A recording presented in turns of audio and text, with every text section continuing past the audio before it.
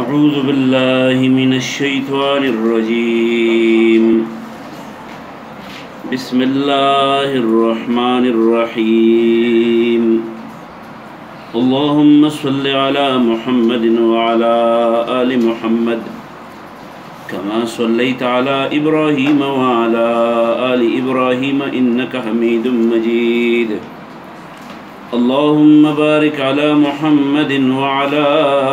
آل محمد كما باركت على إبراهيم وعلى آل إبراهيم إنك حميد مجيد وعن أبي هريرة رضي الله تعالى عنه قال قال رسول الله صلى الله عليه وآله وسلم ما من مولود إلا يولد على الفطرة فأبواه يهودانه أو ينصرانه أو يمجسانه كما تنتج البهيمة بهيمة جمعاء هل تحسون فيها من جدعاء ثم يقول فطرة الله التي فطر الناس عليها لا تبديل لخلق الله ذلك الدين القيم متفق علیہ. په دې حدیث کې رسول کریم صلی الله علیه و آله وسلم فرمایي چې هر پیدا کیدونکې انسان چې دی که هغه د کافر په کور کې پیدا کیږي او که د مسلمان په کور کې پیدا کیږي دا ټول د فطرت مطابق پیدا کیږي. فطرت وی د تخلیق آغاز چې څنګه شوی دی نو آغاز د فطرت چې دی نو هغه په اسلام باندې شوی دی. نو هر بچی چې پیدا کیږي دا د اسلام په فطرت پیدا کیږي. بیا چې د مور پلار څه وخت تیری نو د مور پلار د تربیت په وجه باندې د مور پلار د ښوونې په وجه باندې بیا مور پلار ته که یهودیان یهودی تی جوړ کی که عیسایان عیسائی تی جوړ کی او که مجوسیانی مجوسی تی جوړ کی. نو ما من مولود نشتره پیدا شوه بچه الا مگر یولدو پیدا کولے کیگی علی الفطرت پا فطرت اسلامی بانی پا فطرت صحیحہ بانی پا ابواو بیا مور پلار داغ یحودانه یا داغن یهودی جوړ کی او ینصرانه یا تم نصرانی جوړ کی او یمجسانه یتی مجوسی جوړ کی. کما څنګه چې تنتجو کما تنتجو څنګه چې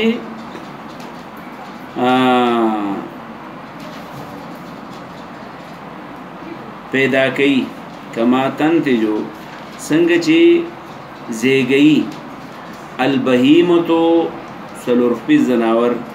بهیمتن بچه جمعاء پورا سلورخپیز څنګه چې سلورخپیز زناور سریدون کې چې دی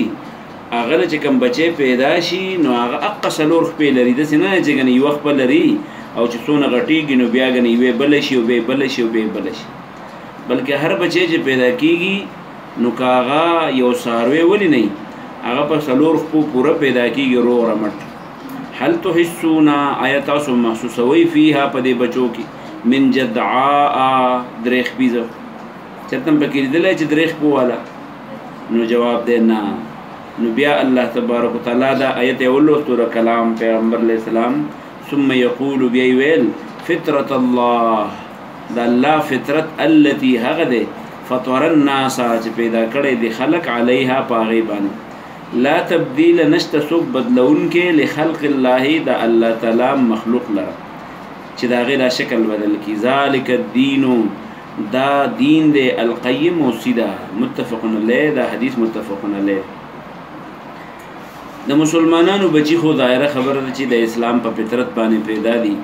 نو دا چی کلم لشی پا معشوموالی کے نو دا اسلام پا فطرت دی جنتیان شو کچھ دا کافرو بچی دی دا غیر متعلق بسوائیو نو د کافرانو د بچو متعلق بوایو چې د کافرانو بچی چې دی نو څه خلک دا وایي چې یاره دا خو چونکې رسول الله صلی الله علیه وسلم ویلي وو چې الله تعالی د جهنم دپاره څه خلک پیدا کړي او څه د جنت دپاره پیدا کړي دي نو چې د جهنم او د جنت دپاره پیدا کړي دي نو څه پته لګي دا د کافر بچی جهنم والو که جنت والو. لہذا د دې متعلق به موږ توقف کوو او دا فیصله به نه کوو چې دا جنتی دی که دوزخي دی. او څه خلک علما لیکل کوي چې یاره دا خو چې الله تعالی پیدا کړی دی او د هغه متعلق الله ته علم و چې دی به د جنت ته تلو والی یي که جهنم ته تلو والی، نو چې د کم تلو والی دی مړ دی بس حق انداز باندې به وي. خو زمونږ استاد دپاره دا کافي ده چې مونږ استاسو دا عقیده ولرو چې دی مونږ د دې متعلق توقف اختیار کړو د کافرانو د بچو مطابق. ولې؟ ځکه چې په حدیث کې راځي چې هر بچی پیدا کیږي په فطرت د اسلام باندې،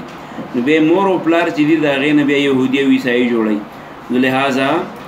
مونږ به د کافر متعلق د کافر د بچي متعلق به دا ووایو چې هغه وړوکوالی په فطرت باندې پیدا شوی دی. نو لہذا ممکن ده چې الله تعالی چېرته بولي جنت ته بولي. یا بعض خلک وایي که جنت کې نه وي نو په دا دغه چې ورته وایي دا اعراب په اعراب کې به وي ځکه چې هغې خو د ګناه کړې نه ده او د نیکي یې کړې نه ده، نو په دې وجه په هغه ځای کې به وایي چې استوت حسناتهم و سیئاتهم. حضرت ابو موسی رضی الله تعالی عنہ بل صحابي دی، هغه وایي قام فینا ودرېدو زمونږ په محفل کې رسول الله صلی الله علیه وسلم. قال دا ابو موسی وایي قام فینا ودرېد په موږ کې رسول الله صلی الله علیه وسلم بخمس کلمات په 15 ټکو سره. مطلب څه؟ یعنی رسول الله صلی الله علیه وسلم زمونږ سره ودرېد او قال دی وایي چې قام فینا په موږ کې ودرېدو په وینا د 15 ټکو باندې 15 خبرې وکړې. 15 خبرې کمې کمې دي. فقال نو پیغمبر علیه السلام وی ان الله بیشک الله تعالی لا ینام نو د کېږي ولا ينبغي له او نه داغه د کېدو سره څه کار شته، ځکه خوب چاله ور دي چې ستړی شوی نو الله خو نه ستړی کېږي. ان الله بیشک الله تعالی لا ینام نو د کېږي ولا ينبغي او نو مناسب دی له الله لا ینام چې ود شي. یو جمله دا شو. دویمه خبره پیغمبر علیه السلام دا وکړه چې یخفض القسط ويرفعه. یخفض ښکته کوي القسط تله د میزان ويرفعه او چتیه د تلې دا پرړه چې ده نو دا کله ښکته کوي او کله پورته کوي. د دې څه مطلب دی؟ چې د چا رزق کمولو غواړي نو د تلې دا یو بالټۍ څه کي دا سپک کي، او چې د چا رزق ډېرولو غواړي نو دغه طرف ورله څه کي دروند کي. نو یخفضو ښکته کوي القسط تله ويرفعه او چتیې رزق زیاتی او کمی د الله. دوه شو. درېیمه خبر رسول الله صلی الله علیه وسلم فرمایل چې یرفعو اوچتولی کېږي وړی کېږي الیه دی الله ته عمل اللیل د ورځې کارکردګي قبل عمل النهار مخکې د عمل د ورځې نه. چې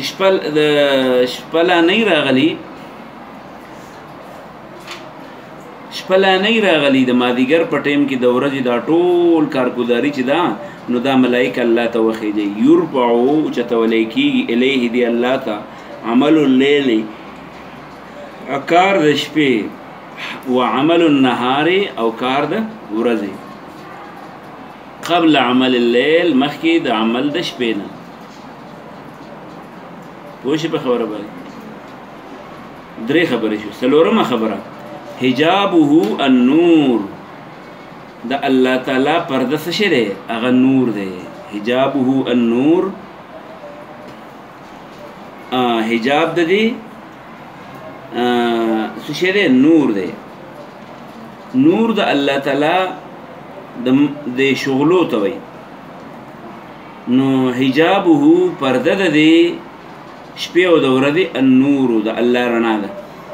لو کشفه کچرته دا نور الله اوچت کی، دا پرده د نور الله اوچته کی.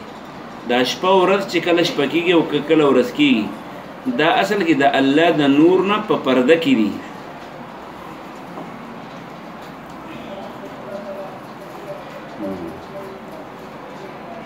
حجابه النور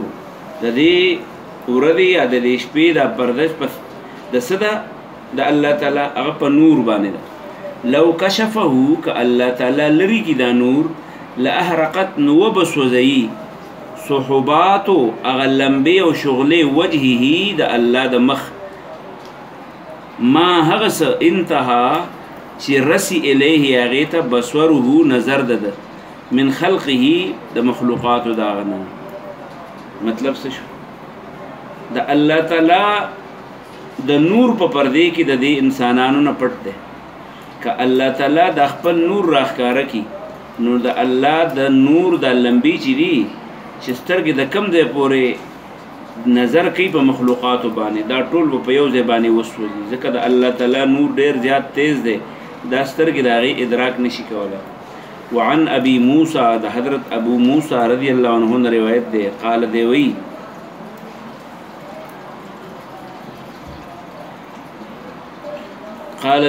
چې قام فينا ودردو په من کې رسول الله صلی الله علیه وسلم بخمس کلمات د پنځو خبرو د پاره فقال نو ویل ان الله بشک الله تعالی لا ينام نو د کیږي ولا ينبغي او نو المناسب دی له غلا ان ينام چودش دویمه يخفض القسط خکتکی اغا تلا ويرفعه او چتین رزق زیاتی او کمیه او دریم يرفع الیه عمل الليل پورته خېجولې کېږي دته د ورځې د شپې عمل قبل عمل النهار مخکې د عمل د ورځې نه وعمل النهار قبل عمل الليل او د ورځې عمل الله ته پیش کولې کېږي مخکې د شپې د عمل نه حجابه النور د الله تعالی پرده چې دا د دې خلکو نه چې پټ دی دا پس په نور دغه د دې پرده د نور د لو کشفه کچرته دا د نور پرده لري کی لاحرقت صحبات وجهه نو وبسوزي هغه شغلې د مخ د ما هغه څه انتها چې رسی الیه هغه ته بصره نظر دغه من خلقه د مخلوقات دغه رواه مسلم وعن ابي هريره رضی الله تعالی عنہ رسول الله صلی الله علیه وسلم دا حدیث نقل کوي څوک ابو هريره یعنی وروي عن ابي هريره روایت کړی شوی د ابو هريره نه قال دی وی چې قال رسول الله صلی الله علیه وسلم رسول الله صلی الله علیه وسلم فرمایلی دي ید الله د الله لاس ملآ ډک دی ملآ څه شی دی ډک دی لا تغیضها نه کمی دی لرا لا تنقصها نه کمی دی لرا څه شی نفقه خرج کول د الله لاس ډک دی د الله لاس سره ډک دی او الله چې څه خرج کوي په خرج کولو باندې لاس نه تشیږي